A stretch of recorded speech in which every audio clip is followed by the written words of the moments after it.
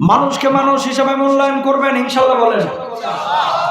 মেরাজে নবী যখন গিয়েছেন, আল্লাহ রাব্বুল আলামিন যে 14 দফা কর্মসূচি দিয়েছিলেন, এর মধ্যে গুরুত্বপূর্ণ একটা আয়াত আল্লাহ রাব্বুল আলামিন সূরা বনী ইসরাঈলের মধ্যে উল্লেখ করেছেন, ওয়া আনতিদাল কুরবা হাক্কাহু ওয়াল মিসকিনা ওয়া বানাস সাবিল।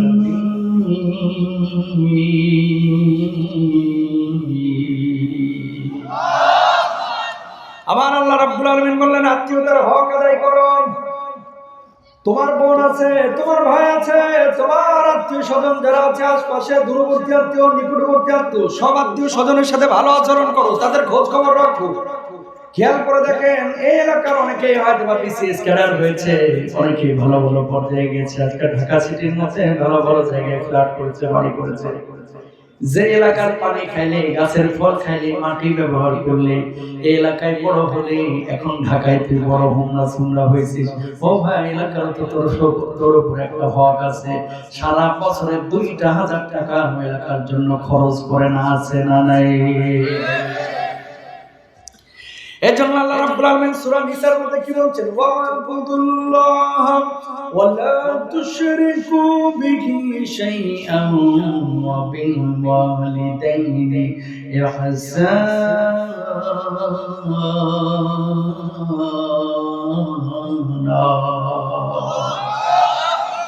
এই আয়াতের শেষ অংশে আল্লাহ রাব্বুল আলামিন বলছেন, ওয়াল জারিদিল কুরবা ওয়াল জারিল জুরবি ওয়াস সাহিবি বিল জামবি ওয়া ইবনিস সাবিল। নিকট আত্মীয়, দূরবর্তী আত্মীয়, কেউ কেউ আত্মীয় আছে ব্লাড কানেক্টেড, কোন কোন আত্মীয় আছে ব্লাড কানেক্টেড না, কিন্তু একটু দূরে আছে না নাই? আমাদের সমাজের টেন্ডেন্সি এখন কি দেখেন, আপন চাচাতো ভাইয়ের মেয়ের বিয়ে, পয়সাওয়ালা ধনী যদি কেউ হয়ে যায় আর বড় সড়ো যদি অনুষ্ঠান করে, দেখবেন বিয়ের দাওয়াতের ক্ষেত্রে প্রথমেই যেগুলো মালওয়ালা টাকাওয়ালা এগুলোর আগে বাইসা বাইসা দাওয়াত দেয়। কথা বলেন না কেন? একই গোষ্ঠীর মধ্যে অটো চালায়, সিএনজি চালায়, ভ্যান চালায়, এগুলো দেখে দেখে দাওয়াত দেয় না। কারণ কি, এগুলো দাওয়াত দিলে তেমন কোনো লাভ নাই, মোটা মোটা বান্ডিল পাওয়া যাবে না, 5-10 হাজার পাওয়া যাবে না, পাওয়া যাবে কাচের প্লেট। কথা বলেন। আমার নবী বলছেন, ওই ওলিমার খাবার সবচেয়ে নিকৃষ্ট যে ওলিমার মধ্যে বেছে বেছে ধনীদেরকে দাওয়াত দেওয়া হয় আর গরিবদেরকে নেগলেক্ট করা হয়। আজকে ভাই 40 বলেন আর বিয়ের অনুষ্ঠান বলেন, খেয়াল করে দেখেন কয়টা ভুখা গরিব মিসকিন দাওয়াত পায়, বরঞ্চ কোপটাই পড়া সব ধনী মানুষগুলোকে বাইসা বাইসা বারবার বারবার টাকাটা দিয়ে নিয়ে আসে। ঠিক কিনা? যেটার পয়সা আছে ভাবি, আপনি না আসলে কিন্তু আমি মন খারাপ করব। কথা কয় না, একবার ফোন দেয় না, 5 ওয়াক্তে ফোন দেয় জোহরের সময়, ভাবি 21 তারিখ কিন্তু মনে আছে ভাবি। আর যেটা অটো চালায়, সিএনজি চালায়, রাস্তায় দেখায় লেঙ্গা বাজারে, বাস স্ট্যান্ডে, পুলিশ বুথের পাশে অটো নিয়ে দাঁড়ায় আছে, এই তোর ভাস্তির বিয়ে, সময় থাকলে যাইস।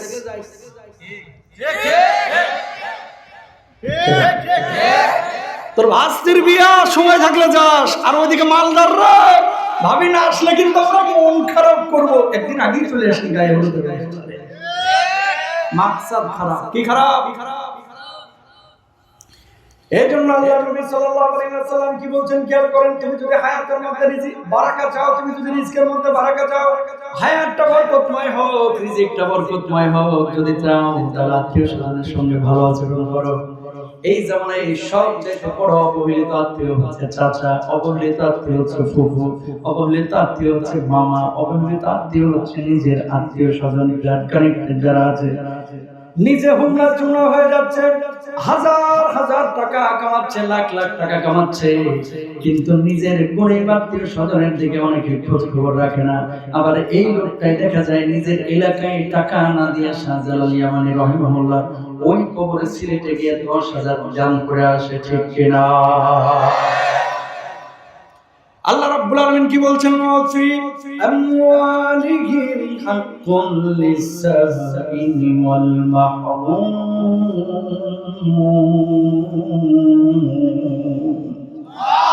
আপনারা যারা ধনী আছেন, আপনাদের টাকার মধ্যে গরিবের একটা হক আছে ভাই, আপনি বুঝেন না এটা? এই হকটা দিয়েছে কে? আল্লাহ। কিয়ামতের ময়দানে 5টা প্রশ্নের জবাব না দিয়ে এক কদমের সামনে বাড়তে পারবেন না। আমরিহি ফিমা আবনা ওয়ান শাবাবিহি ফিমা আবলা। ওয়া আমালিহি মিন আইনা ইকতাসাবা ফিমা আনফাকা। আল্লাহ রাব্বুল আলামিন বলবেন কোন পথে তুমি তোমার জীবনটাকে খরচ করেছো, তুমি তোমার যৌবনকালটাকে কোন পথে খরচ করেছো, কোন পথে মাল কামাইছো, কোন পথে মালটাকে খরচ করছো, আমি আল্লাহ যে এলেন দিয়েছি সে অনুযায়ী আমল করছো কিনা। এই 5 প্রশ্নের জবাব যদি আপনি দিতে না পারেন, আল্লাহর কসম এক কদম সামনে আগাইতে পারবেন না, আপনার জাহান্নামে নিক্ষেপ করা হবে। বলুন নাউযুবিল্লাহ। বড় মারাত্মক কথা। তাহলে জীবনটা কার জন্য ব্যয় করব? কাকে ঋণ দিব? আর এই জওয়ান শাবাবিহি ফিমা আবলাগ। অন্য হাদিসের মধ্যে আল্লাহর নবী বলেছেন ওয়াশাবুন নাশাফি ইবাদাতি রাব্বি। ওই যুবক যে তার যৌবনটা কালটাকে আল্লাহর ইবাদতে কাটিয়েছে, দাওয়াতের কঠিন মুসিবতের সময় মানুষ যখন পানি পানি বলে চিৎকার করবে, কেউ কারো কোনো উপকার আসবে না, আল্লাহ রাব্বুল আলামিন ওই যুবকদেরকে আরশের নিচে বিশেষ ছায়ার ব্যবস্থা করে জান্নাতের ফয়সালা করবে। কেন বললাম এই কথাটা? বলার একটা উদ্দেশ্য আছে। বলার উদ্দেশ্য হচ্ছে এই যে আর 3 দিন পরে আসতেছে বিশ্ব ভালোবাসা দিবস, মানে যেটা পালন করবে এটার বাস। কথা বলেন না কেন? বিশ্ব ভালোবাসা দিবস মানে দিবস। এটা মুসলমান পালন করতে পারে না, আপনি খ্রিস্টানরা পালন করতে পারে, ঠিক না? তুমি যে তোমার যৌবনকালটাকে, আজকে যারা মাহফিল আয়োজন করেছে তোমাদের কাছে বলি, এবং যারা যুবক আছেন, জীবন চলে যাবে কিন্তু এই ধরনের কোন দিবস কোন মুসলমানের বাচ্চা আমরা পালন করব না, ইনশাআল্লাহ বলেন। কোথায় রোমান সম্রাট আর কোথায় ভ্যালেন্টাইন? এটা পশ্চিমা বিশ্বের রোমানদের কালচার এই বাংলাদেশে সাপ্লাই করেছে কে? ওই নাম কি, শফিক রেহমানের মতো কিছু লোক। সরি, ভুল হয়েছে। শুধু একজন ব্যক্তিকে বলাটা, দোষারোপ করাটা অন্যায় হবে, আমি এটা মাহসুব করলাম। এই লোকটা পৃথিবীতে একটা প্রোগ্রাম করতে গোলাপ ফুল টুল দিয়ে এগুলো শুরু করেছিল, কিন্তু বাংলাদেশে এখন ঘরে ঘরে ভ্যালেন্টাইনের আকীদা পোষণ করে এরকম যুবক আছে না নাই? জোরে বলেন। আছে। সিদ্ধান্ত তোমাকে নিতে হবে, তুমি কার উম্মত। তুমি যদি নবীজির উম্মত হও, তাহলে নবীজি যা বলেছে তোমার সিদ্ধান্ত নিতে হবে, সেভাবে তোমার চলতে হবে। এই ভ্যালেন্টাইন ডে তে এত ভালোবাসা উতলাইতেছো কেন? যেগুলো এই ভ্যালেন্টাইন ডে তে ভালোবাসা প্রমোট করে, প্রকাশ করে, ম্যাক্সিমাম গুলো বিয়ের সময় এগুলো ধরা। প্রেম করে সেঞ্চুরি করছে, আর বিয়ের সময় বলে আব্বা মেয়ে একটা খুঁজো একেবারে যেন রাবিয়া বসরির মতো ধার্মিক হয়। তো তুই যে প্রেমে সেঞ্চুরি করছিস, কথা বলে না কেন? আবার মেয়ে 16 জন 17 জনের সাথে প্রেম করছে, বিয়ের সময় কাব্বা ছেলে যেন ধার্মিক হয়, নামাজি মুত্তাকি পরেজগার হয়। তুই ভ্যালেন্টাইন ডে তে এই যে চিপাচাপাই ঢুকছিলি কা?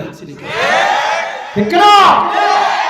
তুমি যদি সৎ হও তোমার জন্য ভালো স্ত্রী থাকবে, আর তুমি যদি হারামি হও, তুমি যদি হারামের সাথে জড়িত থাকো, তোমার কপালে ভালো স্ত্রী জুটবে না, তোমার কপালে পাপিষ্ঠ জুটবে, ঠিক না? মান তাশাব্বাহা বিকওমিন ফাহুয়া মিনহুম। যে যে জাতির সাদৃশ্য অবলম্বন করলো সে সেই জাতির অন্তর্ভুক্ত হয়ে গেল। এই তাকান, আমাদের নবীর নাম কি? সবাই বলেন তো। মুহাম্মদ সাল্লাল্লাহু আলাইহি ওয়াসাল্লাম। আমরা সেই নবীর উম্মত। সন্দেহ হচ্ছে কোনো? এখন কেউ যদি বলে যে আমি মেসির উম্মত, হেসুল কাটবো মেসির। কেউ যদি বলে আমি রোনাল্ডোর উম্মত, তাহলে হেসুল কাটবো, প্যান পরুক রোনাল্ডোর মতো, ঠিক না? কিন্তু কোন মুসলমানের বাচ্চা আমরা এই সমস্ত জিনিস পালন করতে পারি না। জীবনে বাপ মারা বললো না আই লাভ ইউ আম্মু, তোমার আমি অনেক ভালোবাসি। জীবনে বললো না আব্বা তোমার আমি অনেক ভালোবাসি। আর জরিনার সাথে প্রেমের সম্পর্ক 21 দিন, কই জরিনারে তোরা ছাড়া আমি বাঁচতাম না। এই কথাটা যারা বলে যদি মরতো ভাই, বাংলাদেশে যুবক খুঁজে পাওয়া যেত না। মিথ্যা কথা এগুলো। কি মিথ্যা কথা? এগুলো মিথ্যা কথা।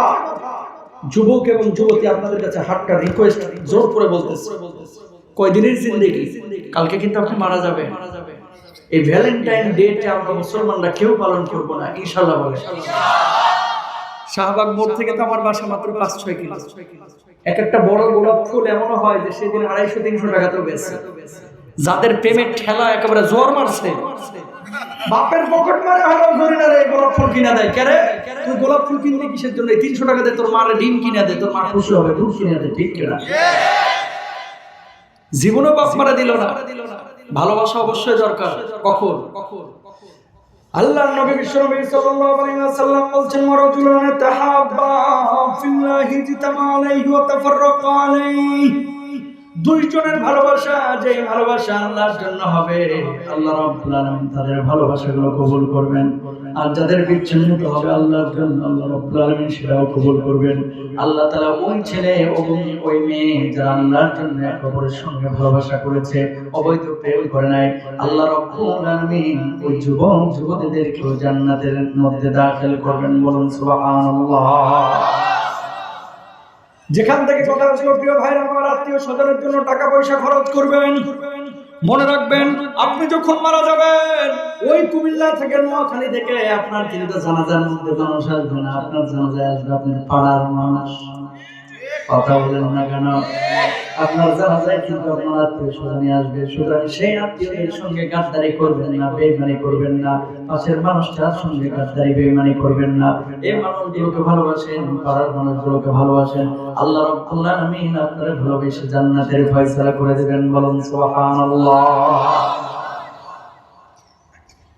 মানুষকে খাওয়াবেন, মানুষকে খাওয়াইলে কখনো মানুষ ফকির হয় না, মানুষকে খাওয়াইলে আল্লাহকে খাওয়ানো হয়। সুবহানাল্লাহ কোন? আর বাপ মা যারা আপনাদের জীবিত আছে, এই বাপ মাদের খেদমত করবেন। বাপ মার খেদমত করে জীবনে কেউ কোনোদিন ফকির মিসকিন হয় না। 14 দফা কর্মসূচির একটা কথা আপনাদেরকে বললাম, আত্মীয়তার হক আদায় করা। 2 নাম্বার আল্লাহ তাআলা বলছেন ওয়াল মিসকিনা, মিসকিন গরিব মিসকিনদের হক আদায় করা। 3 নাম্বার ওয়াবনাস সাবিল, মুসাফির যারা আছে, পর্যটক যারা আছে, টুরিস্ট যারা আছে, তাদের হকগুলো আদায় করবেন। আমাদের বাংলাদেশের টেন্ডেন্সি কি, কোনো মানুষ যদি বুঝেছে যে এটা ঘুরতে এসে অন্য এলাকার মানুষ, চায়ের দোকানও দোকানদারও মানে সুযোগ খুঁজে, ঠিক কিনা? কারণ ও মনে হয় দাম জানে না। আমার মাহফিল ছিল 4 দিন আগে উজিরপুর, বরিশাল, ফরিদপুর ভাঙা আছে না, ভাঙা থেকে ব্যাক করে আমি বরিশালের দিকে ঢুকছি। এক জায়গায় পেট্রোল পাম্পে গ্যাস নিলাম, এই গ্যাস পাম্পে গ্যাস নিলাম। বাংলাদেশে আপনাদের টাঙ্গাইলে এলেঙ্গা তো মনে করেন আমার বাড়ি ঘরের মতো, এত আশা হয়, কারণ উত্তরবঙ্গে গেলে তো এটা ছাড়া পথ নেই।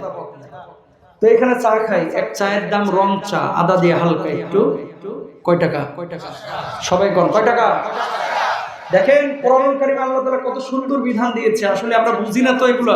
আর এখানে অনেক লোক আপনারা হয়তো হরিণীর গল্প শুনতে এসেছেন, এই মাল কিন্তু হরিণীর গল্প বলা লোক না। কোরআনের বিধানগুলো শুনেন, কিছু খোরাক নিয়ে যাইতে পারবেন। আর না হলে শুধু গল্প কিচ্ছা দিয়া 3 ঘন্টার ওয়াজ হবে, কোনো ফায়দা হবে না। শুনেন মনোযোগ দিয়ে। আল্লাহ বলল ওয়াবনিস সাবিল, যারা মুসাফির, যারা পর্যটক, যারা টুরিস্ট, যারা মানে বিদেশ সফরে গিয়েছে বা তোমার এলাকায় সফরে এসেছে, এদের হক আদায় করো। কেমনে? যে এদেরকে সহনীয় আচরণ করো, এদের থাকার ব্যবস্থা করো, এদের খাবারের ব্যবস্থা করো। আমি ওখানে পাম্প নেওয়ার পরে ড্রাইভার তার ঘুম ধরেছিল, বলছে হুজুর একটু চা খাবো। এক মুরব্বী বুড়া চাচা একটা ফ্ল্যাক্স নিয়ে ছোট্ট একটা টঙের দোকানে বসে রয়েছে, চাচা চা বিক্রি করতেছে। 3 জনে 3টা চা খাইছি। চাচা কয় দাম 45 টাকা। কয় টাকা? রং চা বাংলাদেশে 15 টাকা করে রাস্তার ধারে বেচে। পৃথিবীতে বাংলাদেশে আর জীবনে দেখি নাই, আজকে প্রথম দেখলাম। তখন আমার মাথায় এই আয়াতটা আসছে। আল্লাহ বলল বাঙালি রে, গোটা দুনিয়ার মুসলমান রে, মুসাফিরদের জন্য ছাড় দে, সহজের ব্যবস্থা কর। আর এই বাঙালি পর্যটক বা টুরিস্ট বুঝতে পারলে কেমনে আরে জবাই করা যায় এই ফোন দিয়ে। কক্সবাজার যান না, 800 টাকার মাছ আপনার কাছে 2200 টাকা নেবে। কথা বলেন না কেন? 800 টাকার মাছ নেবে কত? 2200 টাকা। তার মানে কি?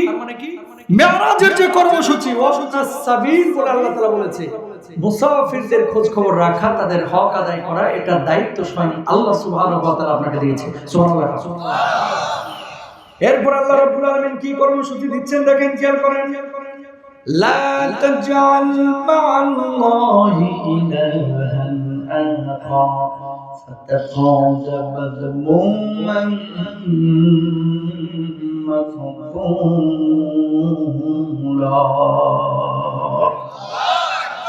আল্লাহ রাব্বুল আলামিন বললেন, গোলাম, আমি আল্লাহ রাব্বুল আলামিন তোদেরকে বানাইছি, আল্লাহর সঙ্গে কাউকে শরীক করিস না, অন্য কোনো উপাস্যকে উপাস্য রূপে গ্রহণ করিস না। এই বাংলার জমিনে আমাদের অনেক মুসলমান ভাইরা আছে, নামাজ পড়ে, রোজা করে, হজ করে, যাকাত দিয়ে, এগুলোকে ইসলাম মনে করে। সত্যি এগুলো ইসলামের মৌলিক জিনিস, কিন্তু নামাজ রোজার পাশাপাশি শিরক ছাড়তে হবে, এই জিনিসটা অনেক মুসলমান আমরা বুঝি না, ঠিক কিনা? কিয়ামতের ময়দানে কি হবে খেয়াল করেন। এমন কিছু মুসল্লি থাকবে 33 বছর নামাজ পড়েছে, 40 বছর নামাজ পড়েছে। এই মানুষগুলোকে যখন আল্লাহ রাব্বুল আলামিন বিচারিক আদালতে দাঁড় করাবেন, মানুষগুলো হাস্যোজ্জ্বল চেহারা নিয়ে উঠবে। আল্লাহ রাব্বুল আলামিন বলবেন, ফেরেশতারা রে, এই মানুষগুলোকে প্রফুল্ল দেখাচ্ছে কেন, আনন্দিত দেখাচ্ছে কেন, আমলগুলো একটু চেক কর। ফেরেশতারা বলবে, আল্লাহ 30 বছর 35 বছর নামাজ পড়েছে, এর জন্য তার কনফিডেন্স লেভেলটা এত হাই, তারা আজকে বিনা হিসাবে আল্লাহর জান্নাতে যাবে। তবে আল্লাহ এই মানুষগুলো শিরকও করেছে, আল্লাহ এই মানুষগুলো মুশরিকদের সঙ্গে চলাফেরা করে শিরকে আকীদা লালন করেছে, আল্লাহ এদের ব্যাপারে ফয়সালা হবে কি? আল্লাহ রাব্বুল আলামিন তখন বলবে, ফেরেশতারা নামাজ পড়া মুসল্লি মানুষগুলো 30 বছর 33 বছর নামাজ পড়েছে, কয় বছর নামাজ পড়েছে এটা মানে বলার অপেক্ষা রাখে না। ওরা যে শিরক করেছে এই জন্য হাতগুলোকে শিকলে বেঁধে বেঁধে জাহান্নামের মধ্যে নিক্ষেপ করো। মানুষগুলো তখন বলবে, আল্লাহ দুনিয়ার জিন্দেগিতে এতদিন নামাজ পড়লাম, কিন্তু আজকে শিকলে বেঁধে আপনি জাহান্নামের মধ্যে নিক্ষেপ করছেন কেন? আল্লাহ রাব্বুল আলামিন তখন বলবে, আমি আল্লাহ রাব্বুল আলামিন আগে বলেছিলাম আমল করবি, শিরক করবি না, শিরকের সাথে সংযুক্ত করবি না। যদি শিরক করিস তোর সমস্ত আমলগুলো আমি আল্লাহ রাব্বুল আলামিন বরবাদ করে দেব। আমি আল্লাহ কোরআনে ঘোষণা করেছিলাম, লা ইন আশরাকতা লা ইয়াহবাতান্না আমালুকা ওয়া লা তাকুনান্না মিনাল খাসিরিন।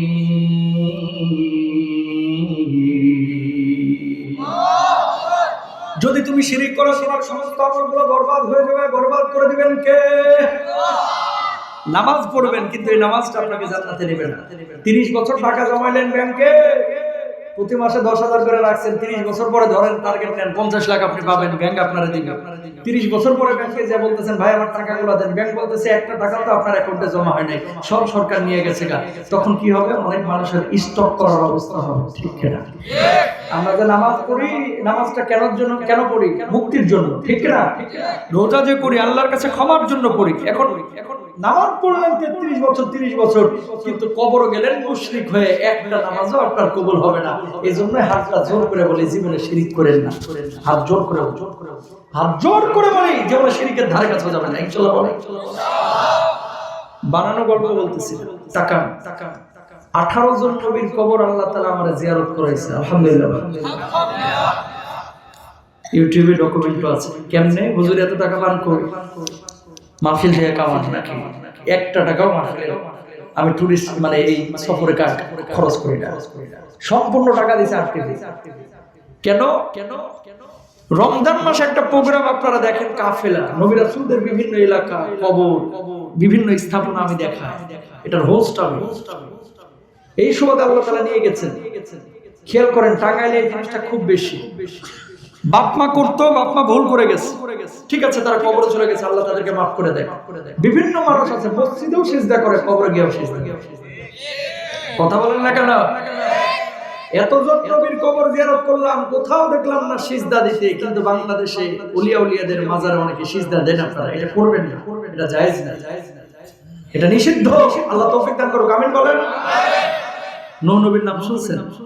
ওনার কবরটা 62 হাত লম্বা, লেবাননে আমি জিয়ারত করেছি। কবরের উপরে লেখা, ইদা সাআলতা ফাসআলিল্লাহ ওয়া ইদা ইসতাআনতা ফাসতাঈন বিল্লাহ। তোমার যখন সাহায্যের প্রয়োজন হবে সরাসরি কার কাছে চাইবা? দুনিয়ার মানুষের কাছেও চাইও না, নবীর কাছেও চাইও না, ওলির কাছেও চাইও না, চাইবা কার কাছে? আল্লাহ। আইয়ুব নবীর শরীরে পোকা ধরছিল, ওনাকে যে কূপে নিক্ষেপ করা হয়েছিল ওই কূপ থেকে এখনো পানি বের হয়।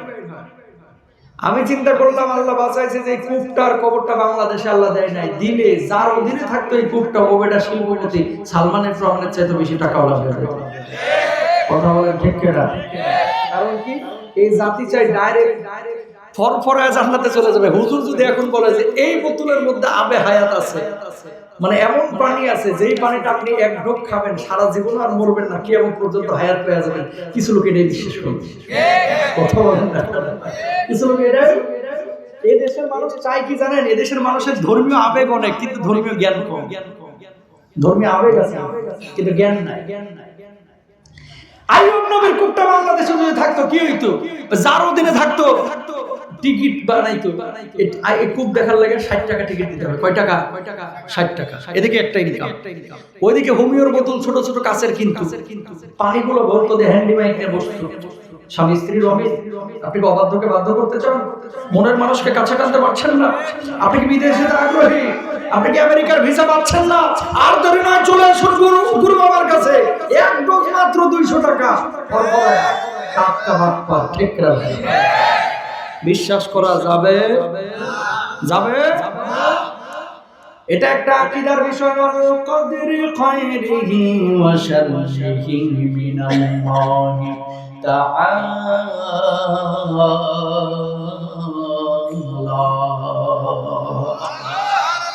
ভালো এবং মন্দ সব কিছু আল্লাহ রাব্বুল আলামিনের পক্ষ থেকে। দুনিয়ার কোনো মানুষ এগুলো নিয়ন্ত্রণ করে না। নিয়ন্ত্রণ করেন তিনি। তিনি কে? জোরে বলেন। এই জন্য প্রিয় ভাইরা আমার, মুসলমান হইতে হবে, মুমিন হইতে হবে, ঈমান আমলটারে ঠিক করতে হবে, আকীদাটারে ঠিক করতে হবে, না হলে নামাজ পড়া জাহান্নামে যেতে হবে। ঠিক কিনা? অনেক মানুষ আছে যারা ট্রান্সজেন্ডার ইস্যুটারে বিশ্বাস করে। অনেক মানুষ আছে যারা ডারউইনের মতবাদকে বিশ্বাস করে। কি মতবাদ? মানুষকে আল্লাহ বানায় নাই, মানুষ বানর থেকে লেজ করে পশম করে মানুষ হয়ে গেছে। আল্লাহর কসম, বুঝে শুনে কেউ যদি এটা বিশ্বাস করে, ওই ব্যক্তির ঈমান থাকবে না, সে কাফের হয়ে যাবে। ঠিক কিনা? অথচ আমার আল্লাহ রাব্বুল আলামিন কি বলছেন খেয়াল করেন, খুব মনোযোগ দেন। ওয়ালাকাদ খালাকনাল ইনসানা মিন সুলালাতিন মিন তিন।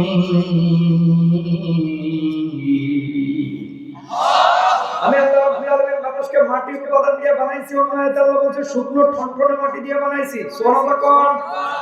কেমনে বানাইলাম? বাপ মার মিলনের পরে আমি আল্লাহ রাব্বুল আলামিন মায়ের অন্ধকার পেটের মধ্যে শুক্রাণু ডিম্বাণু মিলন ঘটায় একটা শুক্রপিণ্ড তৈরি করলাম। এটাকে আবার রক্তের পিণ্ডে পরিণত করলাম। রক্তের পিণ্ডটাকে আমি আল্লাহ রাব্বুল আলামিন গোশতের পিণ্ড তৈরি করলাম। সুম্মা খালাকনান নুতফাতা আলাকাতান ফাখালাকনাল আলাকাতা মুদগাতান ফাখালাকনাল মুদগাতা ইদামান فكسونا العظام لحما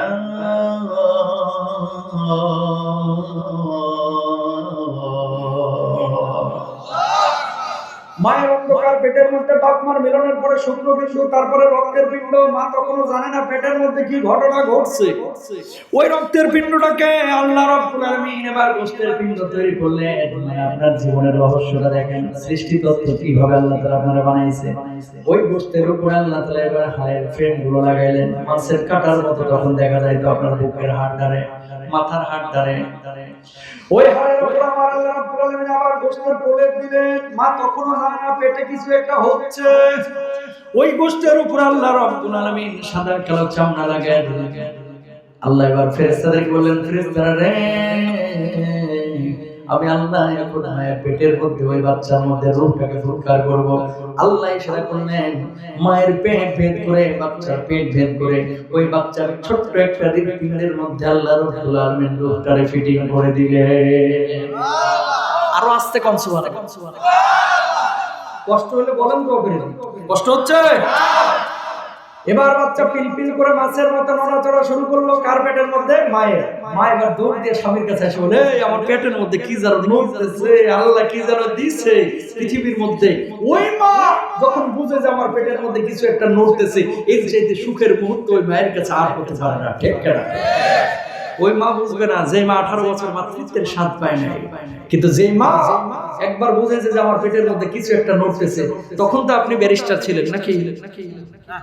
পেটের মধ্যে যখন বাচ্চাটা পিলপিল করে নড়তেছে, আপনি তো ট্যাঁ করে কান্ত করতেন, ঠিক না? তখন আপনি প্রধানমন্ত্রী ছিলেন না, মিনিস্টার ছিলেন না, উল্লেখযোগ্য কোনো বস্তুই ছিলেন না। বরঞ্চ পেটের সাথে যদি চাপ লাগতো, চিপসের মতো মরমর করে আপনার বুকের হাড়গুলো ভেঙে যাইতো। আল্লাহ এবার কি বললেন, এই ফেরেশতারা দেখোস না যেভাবে লাফালাফি করতেছে পেটের ভিতরে, একটা প্যাকেট তৈরি করে দেয়। প্যাকেট আল্লাহ তাআলা একটা তৈরি করে দিয়েছে, কেমন বেলুনের মতো, সাদা বেলুন দেখছেন না?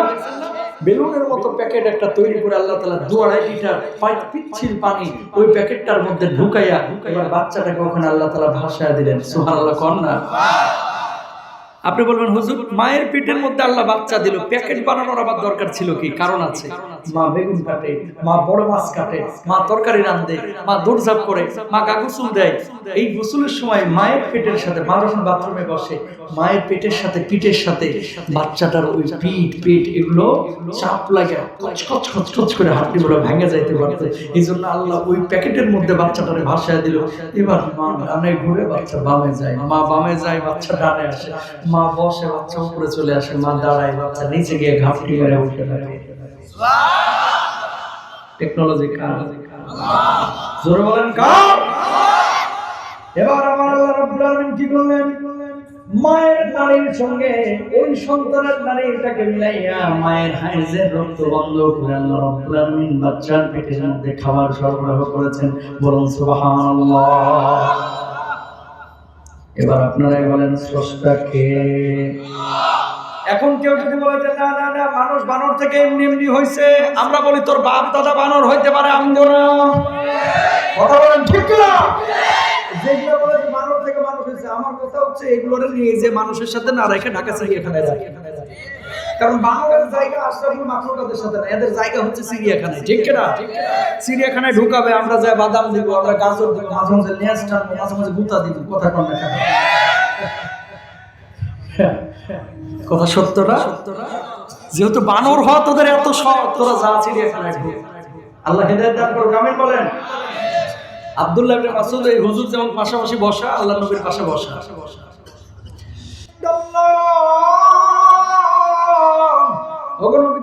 আল্লাহ রাব্বুল আলামিন যে দুনিয়ার বুকে যত ধরনের মানুষ রেখেছেন সবচেয়ে নিকৃষ্ট গুনাহ কোনগুলো? কয় তিনটা গুনাহ আছে।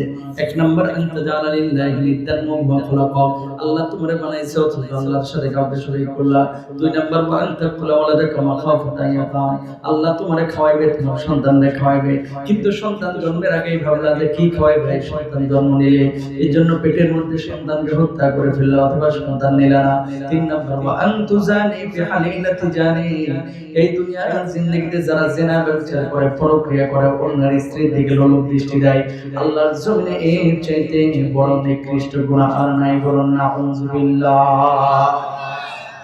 বিবিএস বাংলাদেশ পরিসংখ্যান ব্যুরো কালকে একটা জরিপ পেশ করেছে। আরটিভি, যমুনা টেলিভিশন, প্রথম আলো, অনলাইন নিউজ, অনেক পোর্টালে নিউজ করেছে। কি এরা তথ্য প্রকাশ করেছে যে ঢাকা সিটির মধ্যে তালাক বাড়ছে। সবচেয়ে তালাক কম হচ্ছে ময়মনসিংহে। আর ঢাকা সিটির মধ্যে যে তালাকগুলো হচ্ছে শুধু মানে প্রতি বছর, গত বছর কি তার আগের বছর জরিপ দেখলাম, ঢাকা সিটির মানে দক্ষিণ সিটিতে শুধু ৭,৬৪২টা সম্ভবত তালাক সংঘটিত হয়েছে। নাউযুবিল্লাহ, জোরে বলেন না। দেখেন নবীজির হাদিস, ওয়া আনতুজানি বিহালিলাতি জারি। এই যে মোবাইলটা আবিষ্কারের পরে পরক্রিয়া বাড়ছে না কমছে? অবৈধ প্রেম, জেনা, ব্যভিচার বাড়ছে না কমছে? নবীজি ১৪৫০ বছর আগে কেমনে জানছে? ওয়া আনতুজানি বিহালিলাতি জারি, প্রতিবেশীর স্ত্রীদের সঙ্গে অনেকে লোলুপ কাজ করবে, মানে বদমাশি করবে, চরিতার্থ করবে। বিশেষ করে এলাকায় দেখবেন অনেক সময় প্রবাসী থাকলে এই প্রবাসীদের বউদেরকে কিছু জানোয়ার আছে টার্গেট নেয়। ঠিক কিনা ভাইরা? আর এই যে জাহাঙ্গীরনগর বিশ্ববিদ্যালয়ে যে ঘটনা ঘটছে, আর যাই হোক সে যে দলেরই হোক না কেন, ওটা মানুষ হতে পারে না, ওটা হাইওয়ান জানোয়ারের চাইতেও খারাপ। ঠিক কিনা ভাইরা? স্বামীকে আটকে রেখে বউকে ধর্ষণ করছে। তাকান, কোরআনের আইনটা যদি থাকতো, ধর্ষণ তো দূরের কথা, কোন মেয়ের দিকে বাঁকা চোখে তাকানোর সাহস পাইতো। জানেন না তো কোরআনের আইন কি? ধর্ষণের শাস্তি কি কোরআনে জানেন? জানেন? এটা হচ্ছে ফ্যাসাদ তৈরি, আর ফ্যাসাদ তৈরির শাস্তি কি? এটা আদালতের দায়িত্ব। কোরআন বলতেছে আদালতের দায়িত্ব, এটা আপনার দায়িত্ব না। কি? একজন ধর্ষক ধর্ষণ করেছে, প্রমাণিত হয়ে গেছে, ডান হাত বাম পা, বাম হাত ডান পা ক্রস করে কেটে দিতে হবে। এটা কাটবে কে? আদালত, আপনি না। কথা বুঝতে পেরেছেন? কাটবে কে? আইন শৃঙ্খলা বাহিনী। খেয়াল করেন, একজন ধর্ষককে যদি বাইতুল মুকাররমের দক্ষিণ গেটে নিয়ে 0 পয়েন্টে দাঁড় করায়, ডান হাত বাম পা, বাম হাত ডান পা ক্রস করে এইভাবে সরকার কেটে দিত, সমস্ত মিডিয়াগুলো বাংলাদেশে যা আছে আজকে লাইভ টেলিকাস্ট করে ধর্ষকের শাস্তি ডান হাত বাম পা কেটে দেওয়া, ক্রস করে কেটে দেওয়া হচ্ছে। ধর্ষণ তো দূরের কথা, জরিনার দিকে বাঁকা চোখে তাকানোর সাহস পাবে না। ঠিক না? বন্ধ হবে কখন? বন্ধ তখন হবে যখন কোরআনের আইন থাকবে, ঠিক কিনা? তো যেখান থেকে বলতেছিলাম, আব্দুল্লাহ ইবনে মাসউদ জিজ্ঞেস করলেন কোন পাপগুলো সবচেয়ে নিকৃষ্ট? আল্লাহ নবী বললেন আনতু জানি বিহালিলাতি জারি, জিনা বা বিচার, এটাও কিন্তু মারাত্মক গুনাহ, এই গুনাহের মধ্যে যাবেন না। এই কথা আল্লাহ তাআলা পবিত্র কোরআনুল কারীমের এই যে মেরাজের 14 দফা কর্মসূচি দিয়েছেন, এর মধ্যে এক দফা কর্মসূচিতে আল্লাহ রাব্বুল আলামিন বিশেষ করে সূরা বনী ইসরাঈলের 32 নম্বর আয়াতের মধ্যে এটা বলে দিয়েছেন। এই যে দেখেন কি বলছেন আল্লাহ তাআলা। আলী রাদিয়াল্লাহু তাআলা আনহু আল্লাহর নবীকে জিজ্ঞেস করলেন, ইয়া রাসূলুল্লাহ, দুনিয়ার জিন্দেগিতে চলাফেরার পথে তো অনেক সময় অনেক নারীর দিকে মেয়ের দিকে চোখ পড়ে যায়, কি করব তখন? আল্লাহর নবী জবাব দিলেন, ক্বালি লা তুতবি'আন নাযরাতান নাযরা আন্নাকাল উলা ওয়া লাইসা লাকাল উখরা, একবার যদি চোখ পড়ে যায় দ্বিতীয়বার খবরদার আর তুমি তাকাইও না। আমার বাংলাদেশের মানুষ, আমার বাংলার মুসলমানরা, আমার কিছু যুবক ভাইরা আছে মোবাইলের মধ্যে, ফেসবুকের মধ্যে, ইন্টারনেটের মধ্যে রাস্তাঘাটে কোনো সুন্দরী মেয়ের ছবি যদি দেখে, সুন্দরী মেয়ে যদি দেখে, বিশ্বাস করেন নবীজির হাদিসটা তো পড়ে নাই, ঢ্যাপ ঢ্যাপ ঢ্যাপ ঢ্যাপ করে তাকায় থাকে যেন শহীদ হয়ে যাবে, চোখ ফিরাবে না, ঠিক না? অথচ আল্লাহর নবী বলছে একবার যদি চোখ পড়ে যায় অনিচ্ছায় সাথে সাথে চোখটাকে ফিরে নাও। এই যে মোবাইলটা, মোবাইলের মধ্যে রাত জেগে জেগে অনেক মানুষ আছে 1টা 2টা 3টা পর্যন্ত কুমোর দুলানি নাচানাচি দেখে, কথা কয় না, আছে না? আর কিছু যুবক আছে দেখতে দেখতে কাল শাকুল শাকের গেছে গাহির উঠছে, কথা বুঝতে পেরেছেন? হারাম। জেনা শুধুমাত্র শারীরিক মিলনের নাম না, জেনা হচ্ছে চোখ দিয়ে হয়, জেনা হাত দিয়ে হয়, জেনা অন্তর দিয়ে হয়, জেনা জবান দিয়ে হয়। হাত দিয়ে খারাপ কিছু স্পর্শ করলেন মানে হাতের জেনা, চোখ দিয়ে খারাপ কিছু দেখলেন মানে চোখের জেনা, খারাপ কিছু কাজের উদ্দেশ্যে আপনি গেলেন, পা দিয়ে হেঁটে গেলেন, পায়ের জেনা। সবাই বলেন নাউযুবিল্লাহ।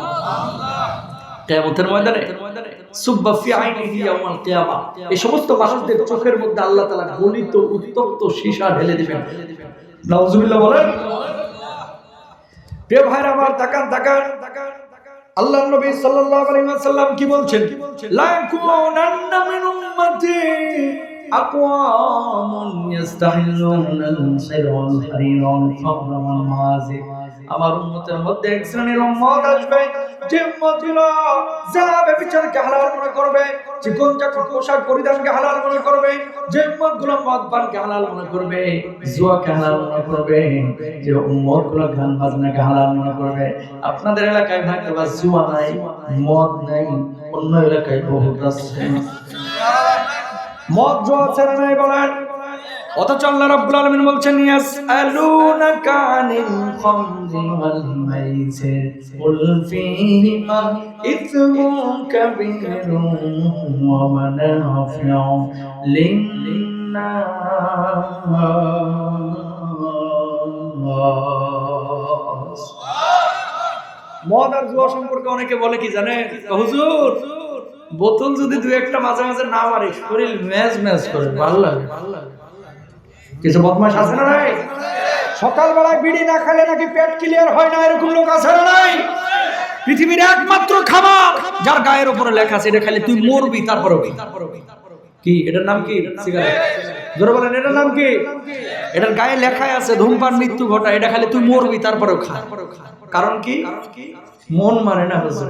আমি লেবানন সফর করলাম, আরব বিশ্বের মুসলমানরা কেন মার খাচ্ছে আজকে জানেন? দুবাইয়ের খবর তো জানেন না, অনেকে গিয়েছেন আপনারা, হয়তো বা সৌদি আরব চালু হয়ে যাবে। মিডল ইস্টের অধিকাংশ দেশে এখন হাত বাড়াইলেই মদ পাওয়া যায়, মদ মদ মদ, নাউযুবিল্লাহ বলেন। লেবাননে যখন আমার সফর ছিল, এক যুবক দেখতেছি টুপি পরে দাঁড়ায় দাঁড়ায় মদ খাইতেছে। তা আমি বললাম যে বাবা তোমার নাম কি? আমার নাম অমক। আমি শুনে বুঝে গেছি মুসলমান। তুমি মুসলমান? মদ খাচ্ছ, এটা হারাম না। আজকে কি বা ওটা বলতেছে না, কোথেকে আইছো? আমি বললাম বাংলাদেশ থেকে। কাজের লেগে না ঘুরতে? আমি বললাম জিয়ারতে। কয় আজকে কি বার? আমি বললাম শনিবার। কালকে কি বার? রোববার। কয় রোববার হলিডে, যদি শনিবারে মদ না খায় তাহলে সারা সপ্তাহটা শরীরটা বেজবেজ করে। মানসিক সমস্যা। কি সমস্যা? অনেক মানুষ দেখবেন যখন টেনশন মাথায় উঠে যায়, ওই ব্যানসন নিয়ে বাস টানতেছে। এমন শোকটার মারতেছে, আছে না? হারাম করবেন না।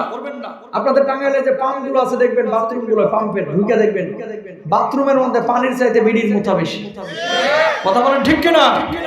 তার মানে কি এই আল্লাহর ওলিগুলো কোথা থেকে আসে? এটা তো আসমান থেকে নাজিল হয় না। নামাজ পড়তেছে অথচ বাথরুমে যে এক হাতে মোবাইল আর এক হাতে ফুটতেছে। যখন বাথরুম থেকে বাইরে হচ্ছে বিশ্বাস করে মনে হচ্ছে মুখে পারমাণবিক বোমা মারছে দরজাটা খোলার পরে। এগুলো করবেন না ইনশাআল্লাহ বলেন। মদ, গাঁজা, ইয়াবা, ড্যান্ডি, ফ্যান্ডি, নেশা জাতীয় যত জিনিস আছে সবকিছু হারাম, কেউ খাবেন না। জোরে সরে বলেন ইনশাআল্লাহ। আর জুয়া কেউ খেলবেন না।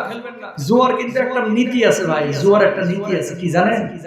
জুয়ারিরা যখন যারা অ্যারেঞ্জ করে এদের টার্গেট থাকে প্রথম 2-3 দিন জিতায় দেব, মানে হ্যাঁ লোকটা দিবে। কথা হচ্ছে প্রথম 2-3 দিন জিতার পরে লাস্টে বউর কাপড় নিয়ে এসে বেচা শুরু করে। কথা বুঝেন নাই? ওই হালের বলদ চুরি করে ফেলে। চোর খুঁজতে মহল্লায় যাওয়া লাগবে না, নিজের মায়ের ছাগল বকরি এডিও চুরি করে বেচে ফেলায় জুয়ারিরা। ঠিক না ভাই? এদের আকল জ্ঞান থাকে না। সুতরাং এই সমস্ত জুয়া টুয়া কেউ খেলবেন না ইনশাআল্লাহ বলেন না। আল্লাহ বলছে ওয়াইথমুহুমা আকবারু মিন নাফিহিমা, এটা হচ্ছে উপকারের চাইতে ক্ষতিই বেশি। মনে হয় যে আজকে 10 লাখ কামায় ফেলাইলাম, না।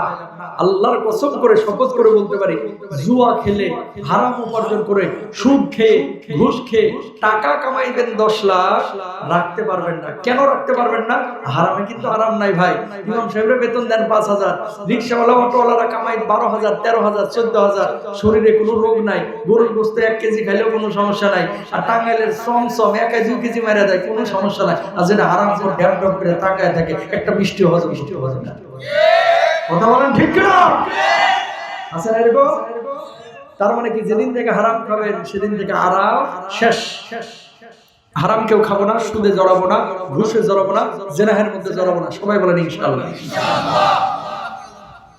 প্রিয় ভাইরা আমার, এরপর আল্লাহ রাব্বুল আলামিন কি বলছেন খেয়াল করেন।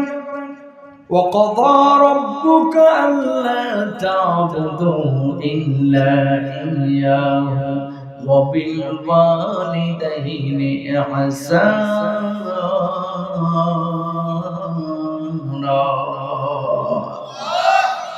মেরাজের পরবর্তী কর্মসূচি আল্লাহ রাব্বুল আলামিন বললেন, বান্দা তোমাকে অনেক কষ্ট করে লালন পালন করেছে। আল্লাহর কত দূর পরে তোমার বড় দায়িত্ব হচ্ছে বাপ মার সঙ্গে ভালো আচরণ করা, বাপ মার সঙ্গে খারাপ আচরণ করবেন না। বুড়া বাপ মা যতদিন জীবিত থাকে ততদিন মানুষ বোঝে না। যখন বুড়া বাপ মা মারা যায় তখন পকেট ভরা টাকা আসে, কিন্তু বাপ মা ফিরে আসে না। সুতরাং বাপ মাকে অ্যাসেট মনে করবেন, বোঝা মনে করবেন না। আল্লাহ রাব্বুল আলামিন কি বলছেন? ইম্মা ইয়াবলুগান্না ইনদাকাল কিবারা আহাদুহুমা আও কিলাহুমা ফালা তাকুল লাহুমা উফফিন ওয়ালা তানহারহুমা ওয়া কুল লাহুমা কওলান কারীমা। বাপ মা যখন বুড়া হবে তখন আরো বেশি খেদমত করো, কারণ বুড়া হওয়ার সাথে সাথে এগুলো ছোট বাচ্চাদের মতো হয়ে যায়। ঠিক না? এই জন্য বলতেছে যে যখন বিশেষভাবে তোমার আব্বা আম্মা বুড়া হয়ে যাবে তখন তাদের খেদমত করো। শুনেন, এই পৃথিবীতে আপনারা নিঃস্বার্থ কেউ ভালোবাসে না ভাই। নিঃস্বার্থ যদি কেউ আপনার এই পৃথিবীতে ভালোবাসে, আপনার মা, আপনার মায়ের পর আপনার বাপ আর কেউ না। মানুষ আপনার অবস্থানকে ভালোবাসে। এই যে চেয়ারম্যান সাহেবরা, মেম্বার সাহেবরা বসে থাকেন মাহফিলে আইসা, যতদিন চেয়ারম্যান গিরি আছে মানুষ হাই হ্যালো করে, সালাম কালাম দেয়, পাত্তা দেয়। চেয়ারম্যান গিরি নেয়, দেখলে সালামও দেয় না। বক্তা যতদিন ওয়াজ করতে পারবে, হুজুর যদি কয়দিন নামাজ পড়াইতে পারবে, খুব ভালো। যেদিন পারবে না, কণ্ঠটা শেষ, সেদিন বোঝা মনে করবে। বুড়া বাপ মারে কিছু জালেম সন্তান আছে, এটিএম বুথের মতো ব্যবহার করে। ঘষা মারলেই যদি বাপের থেকে টাকা বাইর হয়, বাপ ভালো। যেদিন টাকা দেওয়া বন্ধ হবে সেদিন মনে করে বাপ তো আমার বোঝা, তুই সন্তান নামের কলঙ্ক, তুই জালেম। ঠিক কিনা? বাপ মাকে কষ্ট দিয়ে জীবনে বড় হতে পারবে না, জীবনে না। বরঞ্চ বাপ মার পেছনে খরচ করে হাজার হাজার মানুষ কোটিপতি হয়েছে, বাপ মাকে নেগলেক্ট করে হাজার হাজার কোটিপতি ফকির হয়ে গেছে। ঠিক কিনা? আজকে তো জেনারেল শিক্ষায় শিক্ষিত বানাচ্ছেন, কোনো সমস্যা নাই, ডাক্তার ইঞ্জিনিয়ার বানান। ছেলে মেয়েদেরকে ন্যূনতম একটু মৌলিক ইসলামিক শিক্ষাগুলো দিয়ে। কারণ কি? ছেলে মেয়েকে যদি কোরআনের টাচে আনতে না পারেন, লিখে রাখেন, বুড়াবুড়ি হওয়ার পরে এই সন্তান আপনার খেদমত করবে না। হয় বৃদ্ধাশ্রমে রেখে আসবে অথবা হেজে ঢাকায় বাড়ি করবে, আপনারা বের করবেন। চ্যালেঞ্জ করলাম, আগারগাঁওয়ের বৃদ্ধাশ্রমে যান, কয়জন ইমামের বাপকে পাবেন? পাবেন একজন? পাবেন না। একজন হুজুরের বাপকেও কোনো বৃদ্ধাশ্রমে পাবেন না, মাকে পাবেন না। হাজার হাজার ডাক্তার ইঞ্জিনিয়ারের বাপ মাকে বৃদ্ধাশ্রমে পাবেন, কারণ হুজুর জানে আমি যাই কামাই না কেন আমার বাপ মা আমার জান্নাত, বাপ মা আমার সঙ্গেই রাখবো, আমার জান্নাতকে আমি কখনো দূরে ঠেলে দেবো না। ঠিক না? সুতরাং বাপ মাকে দূরে ঠেলেন না, আল্লাহর দোহাই লাগে। একদিন বাপটা মারা যাবে, একদিন মাটা মারা যাবে, সেদিন পকেট ভরা টাকা আসবে, বাপ মার পাবেন না। ঢাকা থেকে যখন আসেন অনেকে ব্যাগের দিকে তাকায়, আপনার মাটা আপনার মুখের দিকে তাকায়। বিদেশ থেকে যখন প্রবাসীরা আসে সবাই হিসাব করে আমার লাগে কয় ভরি আনছে, আমার জন্য কয়টা কি আনছে। ছেলেও হিসাব করে আব্বু আমার জন্য চকলেট আনছে কিনা। আর বুড়ি মা বুড়া বাপ মুখের দিকে তাকায় থাকে, বাজারটা কত তুলতুলে নরম শরীর নিয়ে গেছি রে, রাজমিস্ত্রির কাজ করতে করতে আজকে তো শরীরের অবস্থা। মা কাঁদে, আড়ালে কাঁদে, বাপ মারে কষ্ট দিয়ে। বাবা তুমি কেমন আছো ছোট মাটির ঘরে, তোমার কথা হৃদয় মাঝে পড়ছে বারে বারে। বাবা তুমি কেমন আছো ছোট মাটির ঘরে, তোমার কথা হৃদয় মাঝে পৌঁছে বারে বারে।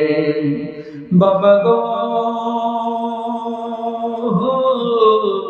বাবা,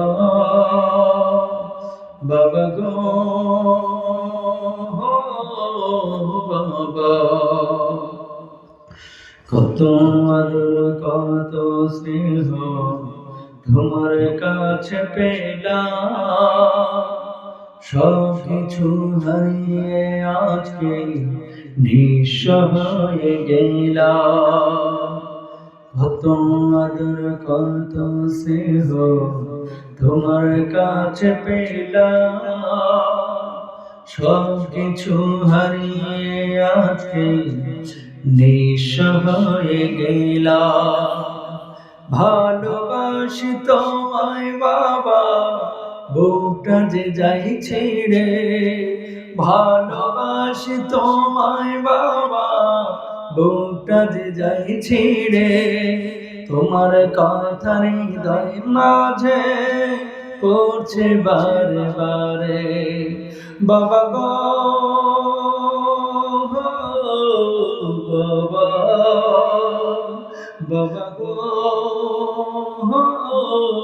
বাবা, তোমার মতো আপন কেহ পাই না তোমার খোঁজে, তাই তো আজ ঘুমের ঘরে অশ্রুতে যাই ভিজে। তোমার মতো আপন কেহ পাই না তোমার খোঁজে, তাই তো আজ ঘুমের ঘরে অশ্রুতে যাই ভিজে। সুখে থেকো পরম সুখে জান্নাতের ভেতরে, তোমার কথা হৃদয় মাঝে পড়ছে বারে বারে। বাবা গো বাবা, বাবা গো বাবা, বাবা তুমি কেমন আছো ছোট মাটির ঘরে, তোমার কথা হৃদয় মাঝে পড়ছে বারে বারে। সবাই বলেন, সবাই রব্বির হামহুমা কামা, ধরে বলেন রব্বায়ানি সগীরা। সবাই বলেন রব্বির হামহুমা কামা রব্বায়ানি সগীরা। আল্লাহ যাদের বাপ মা মারা গেছে সবাইকে আপনি জান্নাতুল ফেরদাউস নসিব করুন, আমিন বলেন। বাপ মা যাদের জীবিত আছে খেদমত করবেন তো? সবাই বলেন বাস। তারপরে সংক্ষেপে শেষ করে দিচ্ছি। আল্লাহ তাআলা কি বলছেন? ইন্নাল মুবাজ্জিরিনা কানু ইখওয়ানাশ শায়াতিন, অপচয় করো না। এরপর আল্লাহ তাআলা বলছেন ওয়ালা তাজাল ইয়াদাকা মাগলুলাতান ইলা কুলিকা ওয়ালা তাবসুতহা কুল্লাল বাস, কি করো তাও করো না, আবার এমন দানও করো না যে নিজে ফকির মিসকিন হয়ে যাবে। কথা বুঝতে পেরেছেন? মানে কৃপণতাও করবেন না, আবার এমন ভাবে দান করবেন না যে যা কিছু আছে সব মসজিদ মাদ্রাসা দিয়ে দিচ্ছেন, ছেলে মেয়েদেরকে ভিক্ষুক বানায় ফেলছেন। এরকম করা যাবে না। আল্লাহ তাআলা এরপরে বলছেন ওয়ালা তাকতুলুন নাফসাল্লাতী হারামাল্লাহু ইল্লা বিল হক, মানুষকে অন্যায়ভাবে হত্যা করবেন না। ওয়ালা তাকতুলু আওলাদাকুম খাশিয়াতা ইমলাক, কখনো দারিদ্রতার ভয়ে সন্তানকে হত্যা করবেন না।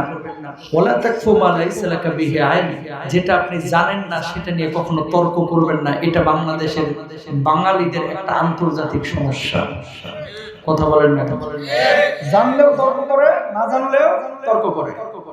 এগুলো করবেন না ইনশাআল্লাহ বলেন। এই ছিল মেরাজের কর্মসূচি 14 দফা। এবার আমার কাছে কয়েকটি প্রশ্ন এসেছে, এটা বলে আলোচনা শেষ করে দেব ইনশাআল্লাহ। আসসালামু আলাইকুম হযরত, মা বাবার অনুমতি ব্যতীত কাউকে না জানিয়ে ছেলে মেয়ের বিয়ে কি ইসলাম সমর্থন করে? খুব ইম্পর্টেন্ট একটি বিষয়। আল্লাহ রাসূল সাল্লাল্লাহু আলাইহি ওয়াসাল্লাম 10-15 মিনিট সময় দিবেন, তারপরে দোয়া করে বাড়ি চলে যাবেন ইনশাআল্লাহ। হ্যাঁ, এই প্রশ্ন কয়েকটা বলে দিই, আপনারা যেহেতু ডিমান্ড করেছেন। বাবার অনুমতি ছাড়া পালিয়ে বিয়ে করা জায়েজ আছে কিনা? রাসূল সাল্লাল্লাহু আলাইহি ওয়াসাল্লামের হাদিস দেখেন, আইয়ু মামরাতিন নাকাহাত বিগাইরি ইজনি ওয়ালিহা ফানিকাহুহা বাতিলুন বাতিলুন বাতিল। আল্লাহর নবী বলেছেন, কোন নারী এবং পুরুষ যদি পালায়া গিয়ে এভাবে বিয়ে করে তার বিয়েটা বাতিল। কয়বার? 3 বার। হ্যাঁ, এখানে একটা কথা আছে। কিছু মেয়ে এবং ছেলে কেবল ইন্টার শেষ করেছে, এখনো বিয়ের লাগে অস্থির, কোনো কাজ কাম করে না। বিয়ে জায়েজ যদি বাপ মা ভরণ পোষণ দেয়, কিন্তু এই যে পালায়া গিয়ে মেয়েটা এখনো ভালো মন্দ বুঝতেই পারে না, বিয়ে করে ফেলে, এটা রাসূল সাল্লাল্লাহু আলাইহি ওয়াসাল্লাম নিষেধ করেছেন। কিন্তু মেয়ের বয়স যখন 33 হয়ে যাবে, 34 হয়ে যাবে, 26 হয়ে যাবে, অবৈধ প্রেম রিলেশনশিপে ছেলে এবং মেয়ে জড়িয়ে পড়েছে, এখন বিয়ে না করাইলে জিনাহের মধ্যে লিপ্ত হওয়ার সম্ভাবনা আছে। তখন হানাফি মাযহাবের একটা রায় হচ্ছে, তখন যদি বাবার অনুমতি না নিয়ে কেউ গুনাহ থেকে বাঁচার জন্য বিয়ে করে, তার বিয়েটা হয়ে যাবে। কিন্তু মৌলিকভাবে আল্লাহ রাসূল এই জিনিসটা নিষেধ করেছেন, মেয়েদের বাবার অনুমতি ছাড়া ইসলামের বিয়েটা গ্রহণ হয় না। বুঝছেন? এখন কোন ক্যাটাগরিতে আপনি পড়েছেন এটা আপনি বুঝবেন। হুজুর বাড়ি বাড়ি গিয়ে জালালি কোরআন খতম করে টাকা নেওয়া বা খাওয়া যায় আছে কিনা? দেখেন, এগুলোর শরীয়ত সম্মত কোনো অথেন্টিক রেফারেন্স নাই। এখন আপনি বলবেন যে হুজুর রেফারেন্স নাই, তাহলে আমরা করছি কেন? জমি যখন কিনেন যাচাই বাছাই করেন না? অনেকে 9টা ভেন্ডার দেওয়া হইলেও 50,000 খোয়াবে, খরচ করবে, তারপরেও জমি নিট অ্যান্ড ক্লিন আছে কিনা এটা যাচাই করে তারপরে জমিটা কিনে। যারা আল্লাহ তাআলা ন্যূনতম জান্নাত দিবে, এটা 10টা পৃথিবীর সমান। এত বড় জান্নাতে আপনি যাবেন, যে আমলটা করতেছেন এটার খতিয়ান দেখবেন না, হাদিস দেখবেন না, কোরআনে আছে কি দেখবেন না, জানবেন না। বলবেন হুজুর আমরা মুখ্য সূক্ষ্ম মানুষ, এ বুঝবো কেমনে? কথা বুঝেন না? তো ওইটা মুখ্য সূক্ষ্ম মানুষ, আপনি বুঝেন না, হুজুর তো বুঝে। হুজুরের কাছে জিজ্ঞেস করা দরকার আছে না? এগুলো জেনে নিবেন। অথেন্টিক বিষয় না যেগুলো, এগুলো করবেন না। এটার ব্যাপারে অথেন্টিক কোনো সূত্র পাওয়া যায় না। ফজরের নামাজের জামাত শুরু হলে করণীয় কি? সুন্নত কখন পড়ব? জামাত যদি শুরু হয়ে যায়, ইমাম সাহেব অনেক সময় লম্বা কেরাত পড়ে, তখন যদি পারেন, সময় যদি পান, সুন্নাতটা পড়ে নেবেন। আর যদি মনে করেন যে না সময় পাওয়া যাবে না, তাহলে জামাত যখন শুরু হয়ে যাবে সরাসরি গিয়ে তার সাথে জামাতে শরীক হবে। কথা বুঝতে পেরেছেন? কারণ না হলে আবার রাকাত ছুটে যাওয়ার সম্ভাবনা থাকে অনেক সময়। আর এটা আপনি বুঝবেন যে আসলে আপনার ইমাম সাহেব কতটুকু কেরাত দীর্ঘ করতেছে বা আপনি পাচ্ছেন কিনা। কিন্তু এটা নিয়ে বাড়াবাড়ি ছাড়াছাড়ি করা যাবে না। ফরজ যদি কাজা হয়ে যায়, জামাত যদি ছুটে যায়, বড় কিছু আপনি মিস করলেন। কিন্তু সুন্নাহ এটা যদি ছুটে যায়, ফরজের চাইতে তো সুন্নাহের ডিমান্ড বলতে সুন্নাহ আল্লাহ রাসূল সাল্লাল্লাহু আলাইহি ওয়াসাল্লাম যেগুলো করতে বলেছেন, আল্লাহ পছন্দ করেছেন, আমরা করছি। ফজরের 2 রাকাত সুন্নাহ কিন্তু সুন্নাতের মুআক্কাদা, দুনিয়ার মধ্যে যা কিছু আছে তার চাইতে উত্তম, তার মানে এটা পড়তে হবে। তা আপনি নিয়মিত এই কাজ করতে পারবেন না। একদিন 2 দিন যদি এরকম হয়ে যায়, আপনি সুন্নাত পড়ে জামাতে শরীক হবেন। কিন্তু নিয়মিত আপনি যদি এটা আমল করেন, আপনার কিন্তু গুনাহ হবে যে প্রতিদিন ফরজ শুরু হচ্ছে আর আপনি দেরিতে যে সুন্নাত পড়তেছেন। এরকম করবেন না। মাস্টারবেশন থেকে বাঁচার উপায় কি? মাস্টারবেশন মানে লেখাটা মাস্টারবেশন না, মাস্টারবেশন মানে হস্তমৈথুন। এটা সম্পূর্ণরূপে হারাম। বাঁচার জন্য কয়েকটি উপমা, কয়েকটি দিক নির্দেশনা আমার যুবকদেরকে বলে, বিশেষ করে অবিবাহিত যারা। 1 নাম্বার, খারাপ কল্পনা করবেন কম। মোবাইলে আজে বাজে জিনিস দেখবেন না। অন্তরের মধ্যে সবসময় লা হাওলা ওয়ালা কুওয়াতা ইল্লা বিল্লাহ পড়বেন, লা ইলাহা ইল্লাল্লাহ জিকির করবেন। কথা বুঝছেন? এবং যখন শয়তান ওয়াসওয়াসা দিবে, তখন সূরা ফালাক, নাস, আয়াতুল কুরসি পড়ে বুকে ফু দিবেন। এটা গেল দোয়া কালামের বিষয়। এরপর আসেন, পর্দা অবস্থায় নিজেও চলবেন, বেপর্দা কোনো নারীর দিকে কোনো জিনিসের দিকে তাকাবেন না। চোখ যদি হেফাজত করতে পারেন, মাস্টারবেশন থেকে আপনি হেফাজতে থাকবেন। এরপর আপনি মনে রাখবেন, কেউ দেখুক আর না দেখুক, যত ছোট্ট ঘরেই আপনি ঢুকেন না কেন, আপনি কিন্তু আল্লাহর দৃষ্টির বাইরে না। কথা বলেন না কেন? আল্লাহ কিন্তু আপনাকে দেখতেছে, এটা মাথায় রাখবেন। তাহলে আল্লাহ তাআলা আমাকে দেখছে, আল্লাহর সামনে আমি কিভাবে এই হারাম কাজটা করি। নামাজরত অবস্থায় পেশাব পায়খানার বেগ আসলে কি করবো? সাথে সাথে নামাজ ছেড়ে দেবেন। জামাতে থাকেন আর একাকী নামাজ পড়েন। দেখেন, লা ইউকাল্লিফুল্লাহু নাফসান ইল্লা উসআহা, মানুষের উপর আল্লাহ কোনো কিছু চাপায়া দেন নাই। লা তাজিরু ওয়াজিরাতুন ওয়িজরা উখরা, কেউ কারো বোঝা বহন করবে না। আর আল্লাহ সাধ্যাতীত কোনো বিষয় মানুষের উপর চাপায়া দেয় না। এজন্য পেটে যদি ক্ষুধার যন্ত্রণা চরমে থাকে আর খাবার যদি সামনে আসে, যদি প্রশ্ন করেন হুজুর ক্ষুধার যন্ত্রণা অবস্থায় নামাজ পড়া উত্তম নাকি খাবারটা আগে খাওয়া উত্তম, নবীজির ভাষ্য হচ্ছে আগে তুই খা, তারপরে নামাজে দাঁড়া। না হলে নামাজে দাঁড়াইলে তো খালি প্লেটের দিকে তাকাইবি, বাঁকা চোখে। আগে ক্ষুধার যন্ত্রণা মিটাও, তারপরে নামাজে দাঁড়াও, কারণ নামাজে মনোযোগ আসবে না।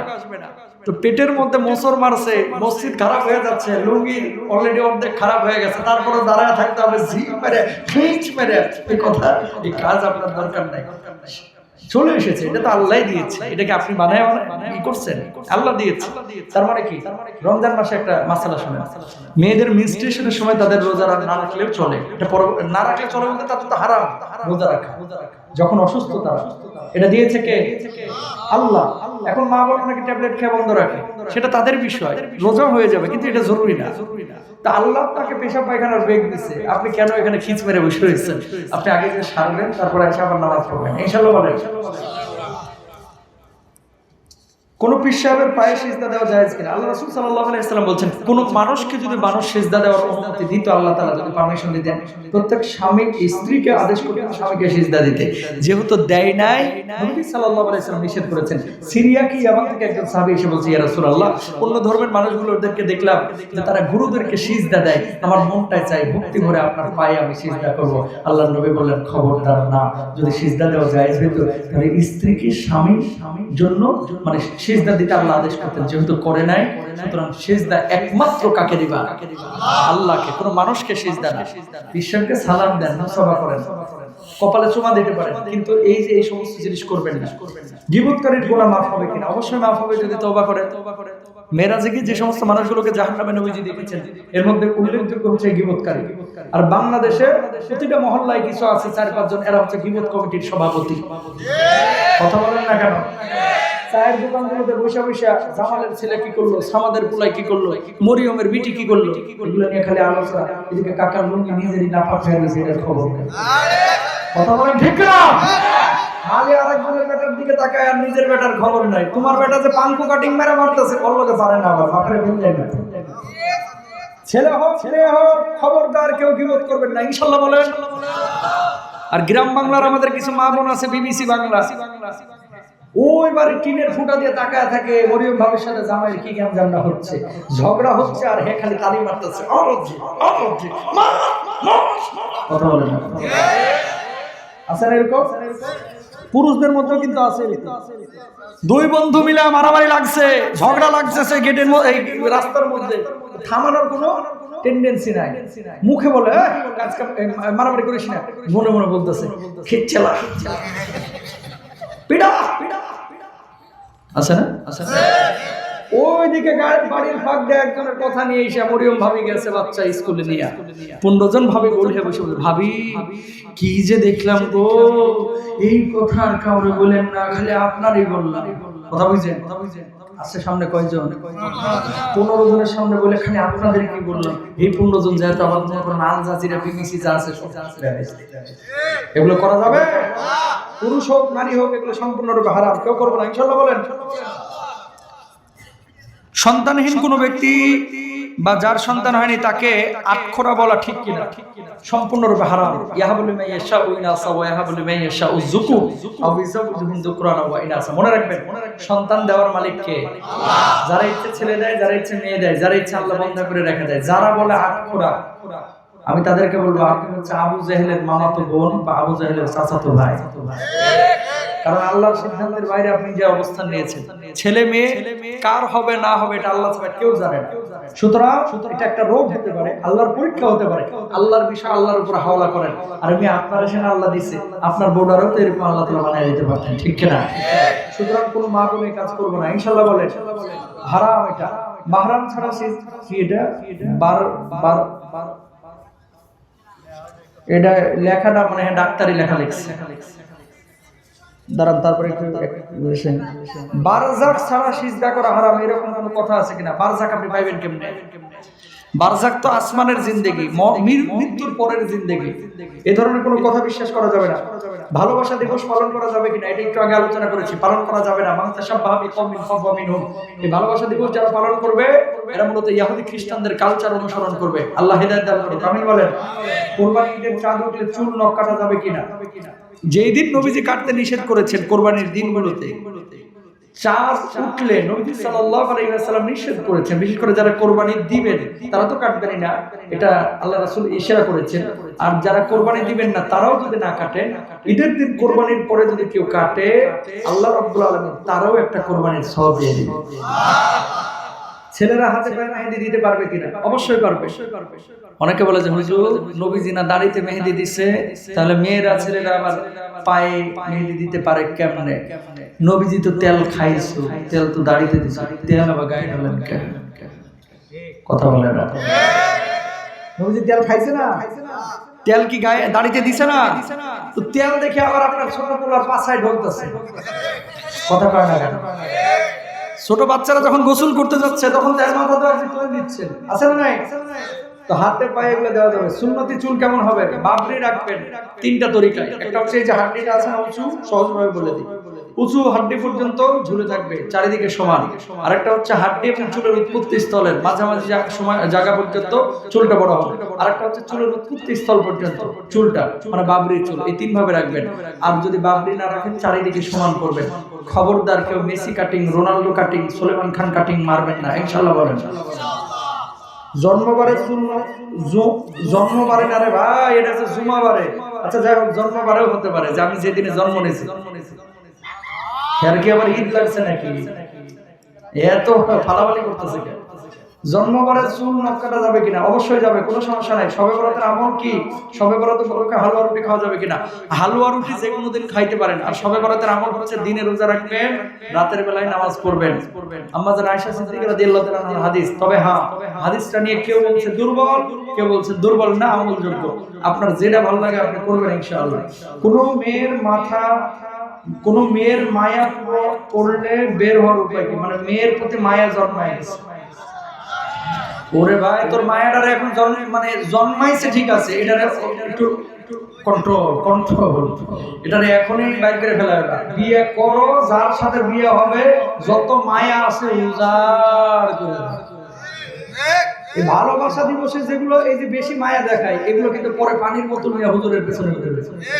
বুঝেন নাই কথা? বিয়ার পরে আর সুখ পায় না, হুজুর পানিটা পড়ে দেন না, হচ্ছে না, কোনো কিছুই হচ্ছে না, হবে না। হারাম যেটা খাবে আরাম আল্লাহ তুলে নেবে, ঠিক কিনা? আল্লাহ বুঝদান করুক, আমিন বলেন। তারাবির নামাজ 20 রাকাত পড়া কি আবশ্যক? সমাজে প্রচলিত কিছু কুসংস্কার সম্পর্কে বললে উপকার হয়। কাবার ছবি আঁকা, জায়নামাজ, নামাজ সহি হবে কিনা? জায়নামাজে নামাজ পড়া। তারাবির নামাজ কত রাকাত? তারাবির নামাজ 20 রাকাত।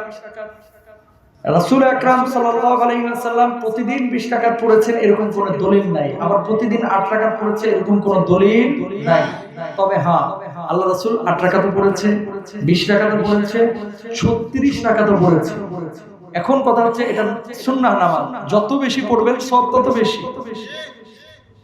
বারবার এই বাংলাদেশে এই তারাবির নামাজটা নিয়ে টানা হেঁচড়া করতে করতে কিছু মানুষ আছে নামাজই পড়ে না। আর যেগুলো 8 রাকাতের কথা বেশি বলে না, ম্যাক্সিমাম ফাঁকিবাজি করে দেয়। কথা বুঝছেন? কিয়ামুল লাইল করেন, মান কামা রমাদানা ঈমানান ওয়া ইহতিসাবা গুফিরা লাহু মা তাকাদ্দামা মিন যামবি। যে ব্যক্তি রমজান মাসে দাঁড়া দাঁড়া রাত্রিকালীন সময় নামাজ আদায় করবে, আল্লাহ তাআলা তার জীবনের পূর্বের পরের সব গুনাহ খাতা maaf করে দেবে। সুবহানাল্লাহ বলেন। তো যদি 8 রাকাত পড়েন, এটা আপনার যে হারাম হয়ে যাবে, গুনাহ হয়ে যাবে, বিষয়টা এরকম না। তবে আমাদের পরামর্শ হচ্ছে 20 রাকাতটা পড়বেন। ওমর রাদিয়াল্লাহু তাআলা বিশেষভাবে ইশারা করেছে এবং আল্লাহ রাসূল এর চাইতেও বেশি কখনো কখনো পড়েছে। তারপরে কুসংস্কার। কুসংস্কার হচ্ছে লা ইয়াস্তারকুনা ওয়ালা ইয়াতাতাইয়ারুনা ওয়ালা ইয়াতাউনুনা ওয়া আলা রাব্বিহিম ইয়াতাওয়াক্কালুন।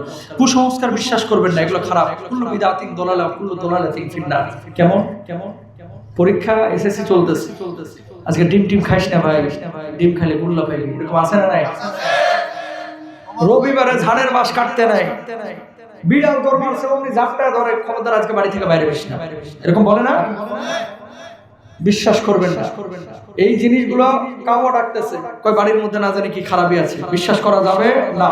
উকিল লাগতেছে, কয় বাড়ির মধ্যে মেহমান আসবে, বিশ্বাস করা যাবে না। কিছু আল্লাহর ওলি আছে দেখবেন, মসজিদের পাশে দোকান, মসজিদে নামাজে যায় না, আগরবাতি জ্বালায় ঘুরাইতেছে বিস্কুটের উপর। কথা বলেন ঠিক না? আগে নামাজ পড়েন, তাহলে বরকত পাবেন। নামাজ না পড়ে আগরবাতি জাহাজ ডুবাইলেও কোনো কাজ হবে না, বুঝছেন? আর কাবার ছবি আঁকা, জায়নামাজে নামাজ পড়লে নামাজ হয়ে যাবে। তবে পরামর্শ হচ্ছে কাবার ছবিযুক্ত জায়নামাজ না কিনাই ভালো। কারণ কি, আপনি যে জায়নামাজে নামাজ পড়েন, অনেক সময় আপনার ছোটগুলা ক্যাম্পাস করে ওটার উপর আবার বসে, বুঝেন নাই? তার মানে কাবার অসম্মান হয়। এই জন্য ছবিযুক্ত কোনো জায়নামাজ না পড়া না কেনাই ভালো, অসম্মান হয়ে যায় অনেক সময়। নামাজে ইমামের ভুল হলে মুক্তাদি কি বলে তাকবীর দিবে, তাকবীর দিবে, সুবহানাল্লাহ বলতে পারে, আল্লাহু আকবার বলতে পারে। আর লুকমা যদি দিতে পারেন তাহলে লুকমা দিয়ে দিবেন, যেটা ছুটেছে আল্লাহু আকবার বলেন, তাহলে ইমাম সাহেব বুঝবে। কিবলার দিকে থুতু ফেলা যাবে কি? যাবে। তারাবির নামাজ তাড়াতাড়ি পড়া যাবে কি? তারাবির নামাজ 5G গতি, 4G গতি, 6G গতি, এইসব গতিতে তারাবির নামাজ পড়বেন না। ধীর স্থির ভাবে কোয়ালিটি মেইনটেইন করেন, কোয়ান্টিটি না, বুঝবেন? কোয়ান্টিটি না, কি মেইনটেইন করবেন? কোয়ালিটি। সাহাবীরা নামাজ আদায় করেছেন, কেমন লাইল করেছেন, পা ফুলে গেছে, তারপরে নামাজ ছাড়ে নাই। আর আমাদের দেশে কিছু পোলাপান আছে এই তারাবির নামাজ পড়ায়, বিশেষ করে রমজান মাসে, মানে খালি ইয়ালামুন আর তালামুন বোঝা যায়, আর কিছু বোঝা যায় না। আছে না? না, খতম তারাবি প্রত্যেকটা মসজিদে পড়তে হবে, ফরজ না। কিন্তু হক আদায় করে তেলাওয়াত করতে হবে, না হলে কোরআন অভিশাপ দেবে, আল্লাহ তাআলা গুনাহ দেবে, আপনার নামাজ হবে না। এই জন্য যে ইমামকে রাখবেন তারাবির জন্য, তার পড়া শুদ্ধ কিনা, ধীর স্থির ভাবে পড়ে কিনা, ইয়াদ আছে কিনা, তার তিলের সাথে কোরআন তেলাওয়াত করতে পারে কিনা, এটা খেয়াল করবেন ইনশাআল্লাহ। বলেন এবার ইজতেমায় সর্বনিম্ন 3000, আর একটা আছে, এবার ইজতেমায় সর্বনিম্ন 3000 ও 5000 টাকা দেনমোহরে বিয়ে হয়েছে, আর সর্বোচ্চ 20 লাখ টাকায় বিয়ে হয়েছে। এত কম টাকা দেনমোহর দিয়ে বিয়ে করা কি সুন্নাহসম্মত? লা মাহরা দুনা আশারা দারাহিম, আল্লাহ রাসূল সাল্লাল্লাহু আলাইহি ওয়াসাল্লাম হাদিস। 10 দিরহামের নিচে কোনো মহরানা নাই। তো 10 দিরহাম মানে আপনি কি কম টাকা মনে করতেছেন? 1 দিরহাম যদি 3300 টাকা হয়, তাহলে 10 দিরহাম কয় টাকা হয়? 30, 35, 36 হাজার টাকা তো এমনি হয়ে যায়। আল্লাহ রাসূল সাল্লাল্লাহু আলাইহি ওয়াসাল্লাম খাদিজাতুল কুবরাকে মহারানা দিয়েছিলেন 500 দিরহাম। কত? আম্মাজান ফাতিমাতুজ জাহরা রাদিয়াল্লাহু তাআলা আনহা মহারানা ছিল 500 দিরহাম। বাংলা টাকায় কনভার্ট করলে 1,60,000 থেকে 1,85,000 টাকা, এই ফিগার। এই পরিমাণ মহারানা যদি আদায় করেন, আপনার মহারানা আদায় হয়ে যাবে। আমাদের সমাজের একটা সমস্যা, ছেলের বাপ টার্গেট নাই, ছেলে তো আমার সরকারি চাকরি করে, মেয়ের বাপ থেকে 17 লাখ খাবে। কত লাখ? মেয়ের মা বাবার চিন্তা করে যে আমার থেকে 17 লাখ খাবে, আমি 27 লাখ বসাবো। কথা বলেন ঠিক না? হুজুর পড়ছে বিপদে, কি গো, এদিকে বেতন পায় 27,000, 27 লাখ যে ধরলেন একটা হুজুর প্রথমে আটকে দিয়েছে, জীবনে যারা ছাড়তে না পারে। কথা বলেন ঠিক না? এই চলতেছে গিভ এন্ড টেক। বিবাহিক সম্পর্কটা হচ্ছে একটা পবিত্র সম্পর্ক। যখন এই পালসারের চিন্তা আর মহারানা আটকানো আর যৌতুকের চিন্তা করবেন, এই বিয়ের মধ্যে কোনো বারাকা থাকবে না। বিয়েটাকে সহজ করেন, জিনা ব্যবস্থা করবেন ইনশাআল্লাহ। শেষ কোন মেয়ের তো আলোচনা শেষ হয়ে গেছে। আল্লাহ সুবহানাহু ওয়া তাআলা আমাদের সবাইকে বুঝে বুঝে আমল করার তৌফিক দান করুন, বলুন আমিন। হাদা মাইন ওয়া আমিন দালাল ইন্নী তাওয়াক্কালতু আলাইহি ওয়া সাল্লাম। দুরূদ শরীফ পড়ি, আল্লাহুম্মা সাল্লি আলা মুহাম্মাদ ওয়া আলা